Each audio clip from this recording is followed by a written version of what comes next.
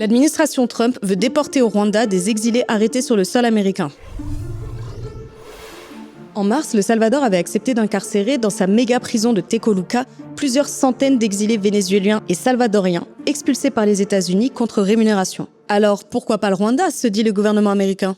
Cette initiative qui est en discussion reflète bien la stratégie migratoire ultra répressive de Trump qui a décidé d'être sans pitié pour dissuader les arrivées illégales en envoyant un message clair. Même si vous arrivez jusqu'ici, on peut vous déporter dans un autre pays sans passer par un juge. Là, Trump passe un cap. L'externalisation pure et simple de la détention dans des pays où les garanties judiciaires sont quasi inexistantes. Les ONG alertent sur ces dérives. La directrice de la division Amérique de Human Rights Watch a déclaré, à propos des exilés déportés vers la prison Sécotte, « Ce que nous voyons dans ces expulsions correspond à la définition juridique d'une disparition forcée ».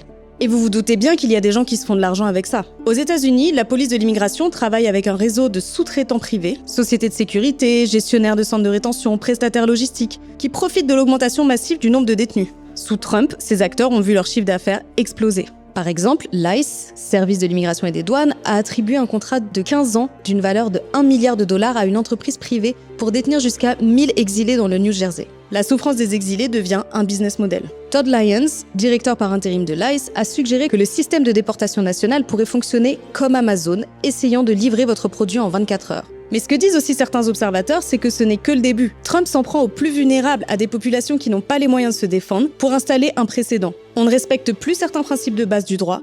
Une fois que cette limite est passée, on peut appliquer le concept à n'importe qui. D'ailleurs, l'administration Trump a déjà commencé à s'en prendre au soutien de la Palestine en expulsant des étudiants qui avaient participé au mouvement de dénonciation du génocide à Gaza.